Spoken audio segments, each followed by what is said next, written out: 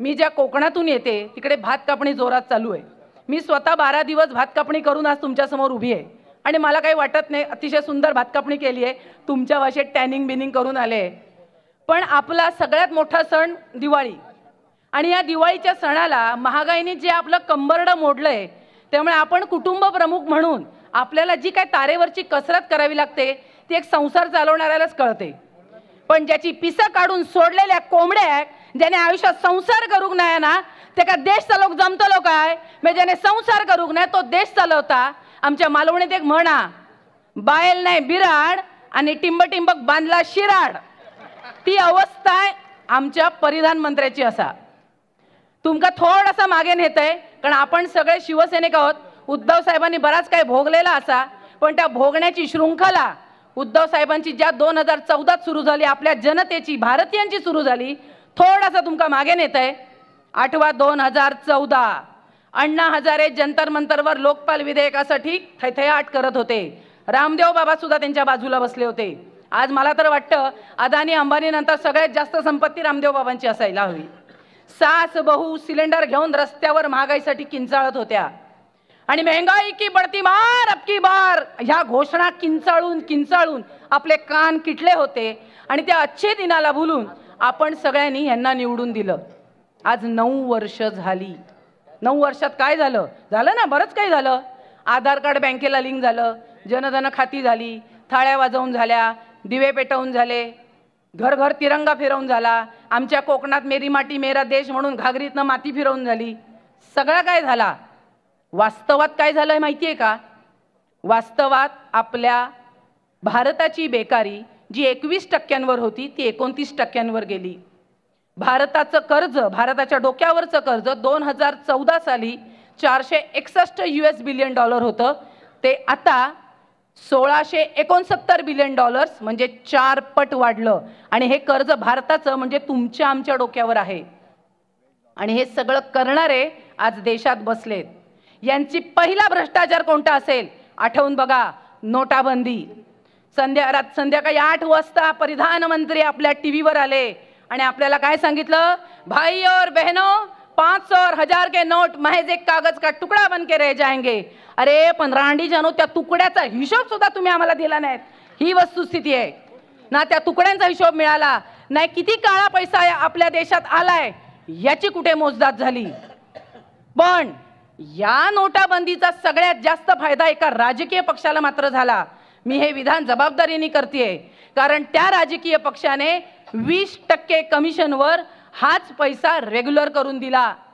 आणि त्यानंतर यांचा दुसरा भ्रष्टाचार म्हणजे कोरोना काळातला PM केअर फंड।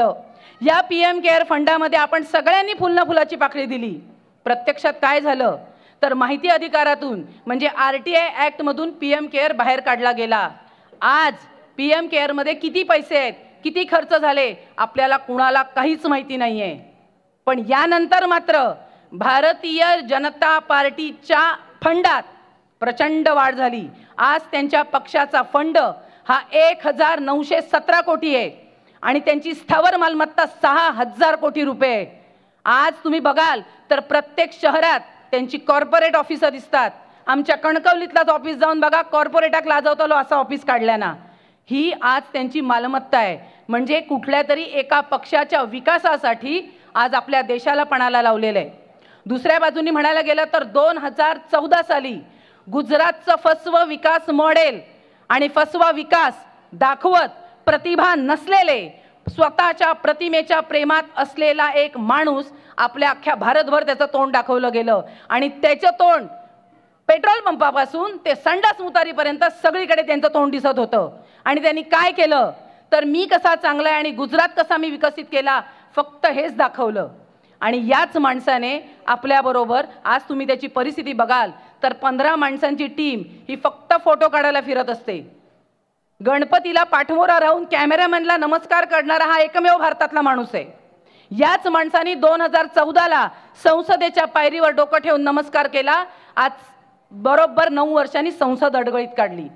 ज्या संसदेचं उद्घाटन करताना त्यांनी म्हटलं की यत्र नार्यस्तु पूज्यते रमते तत्र देवतः, त्याच संसदेच्या उद्घाटनाला भारताच्या महिला राष्ट्रपतींना फक्त त्या आदिवासी आहेत म्हणून प्रवेश नाकारला किंवा आमंत्रणच दिलं नाही. ज्या वेळेला संसदेचं उद्घाटन होत होतं त्याच वेळेला माझ्या देशाची शान असलेल्या माझ्या महिला खेळाडू यांच्या खासदाराच्या अत्याचाराविरोधात बाहेर भांडत होत्या आणि आतमध्ये त्या अत्याचार करणाऱ्या खासदाराचा सत्कार चालू होता. मणिपूरमध्ये माझ्या महिलांची धिंड निघत होती आणि हा माणूस इथे जाणं तर दूर त्याच्यावर एक शब्द बोलायला तयार नव्हता. जेव्हा सर्वोच्च न्यायालयाने दणका दिला तेव्हा या 56 इंच छातीच्या माणसाने 3 मिनिटं संसदेत त्याच्यावर शब्द काढले. त्याच्या पुढे काहीच नाही. मग हे काय चाललंय याचा कुठेतरी विचार करायला आपल्याला वेळ आलेली आहे. खरं सांगायचं तर सांप्रदायिकतेच्या नावावर आपल्याला झुलवत ठेवलंय आणि भारताच्या अर्थकारणाचं खाजगीकरण नाही तर अदानीकरण झालंय आणि या अदानीकरणाचे सगळे आपण शिलेदार खरं तर भोगतोय पण आपल्याला ते लक्षात येत नाहीये. यशवंतरावांचा बाळासाहेबांचा सुसंस्कृत महाराष्ट्र आज खोक्यांच्या आमदारांचा महाराष्ट्र म्हणून ओळखला जातो. ही आमची संस्कृती कधीच नव्हती. ती आज संस्कृती इथे रुजू घालते आणि ही जर संस्कृती मोडायची असेल तर खऱ्या अर्थाने यांची हुकुमशाही प्रवृत्तीकडे चालणारी जी वाट आहे ती थांबवायला हवी आणि म्हणून खऱ्या अर्थाने पुन्हा एकदा भाकरी बदलण्याची गरज आहे. दुसरं एक तुम्हाला साधं उदाहरण देते की आपण अनेक गोष्टींचा विचार करतो. आज आमच्या कोकणातलं बघाल तर दोडामार्ग सारख्या तालुक्यामध्ये 60% जमिनी केरळ यांनी घेतलेल्या आहेत. तिकडे रबर प्लांटेशन सुरू आहे. ज्या रबरावर चिमणी सुद्धा बसत नाही असं रबर प्लांटेशन सुरू आहे. तिकडे आमच्या मुलांना साधी नोकरी सुद्धा दिली जात नाही. का तर तिकडे केरळ यांनाच नोकरी दिली जाते. त्या भागातला जो आमदार होता ज्याला आम्ही खोके आमदार म्हणतो ज्याचे सध्या दोन्ही हात तुपात आहेत तो आमदार ज्याला कोरोना काळात साधा मास्क वाटायला पैसे नव्हते तो आज 10,000 भाडं भरून 1.5 लाखाचे बॅनर लावतोय. आज तलाठी भरती सुरू झाली जिल्ह्यामध्ये. 100 रुपये फॉर्मची किंमत होती. आज महाराष्ट्रात ती 1000 रुपये आहे आणि 1000 रुपये भरून तलाठी भरतीला बसलेली मुलांना कुणीतरी एक स्टे आणतं तलाठी भरती थांबते. आज आरोग्याची भरती थांबलेली आहे. म्हणजे गावात राहून विकास होत नाही म्हणून पोटा पाण्यासाठी मुंबईला यायचं तर मुंबईत आज काय परिस्थिती आहे. वेदांता फॉक्स असेल किंवा इतर सर्व कंपन्या या महाराष्ट्राच्या बाहेर चालल्या आहेत. म्हणजे जगायचं कसं हा झाला रोजगारीचा प्रश्न. पण त्याचबरोबर प्रदूषण काय. आज आपल्याला सांगायला मला अतिशय दुःख होतंय की एअर क्वालिटी लेवल AQL ज्याला म्हणतात ती सगळ्यात चांगली असते 55%. आज आपल्या मुंबईची AQ लेवल आहे 158%. आज सकाळीच मी बातमी वाचली की आज पाऊस पडला म्हणून ती AQ लेवल मागे येऊन 90 वर आली आहे. म्हणजे प्रदूषण त्याचबरोबर विकास नाही हाताला रोजगार नाही. कुठे नेऊन ठेवलाय महाराष्ट्र माझा. आज हे जे परिधान मंत्री आहेत ते आपलं शिक्षण लपवतात. मला प्रश्न पडतो खोटं पदवी दाखवायची काय गरज आहे. या महाराष्ट्राने गाडगे बाबांना कधी त्यांचं सर्टिफिकेट विचारलं नाही. गाडगे बाबांनी आपल्या योगदानाने महाराष्ट्रात आज नाव कमवलं. आज त्यांच्या नावावर PhD चालू आहे पण यांना छुप्यात सर्टिफिकेट दाखवावे लागतात. का गरज आहे सर्टिफिकेट दाखवायची. या सगळ्याचा कधीतरी तुम्ही विचार केलाय का.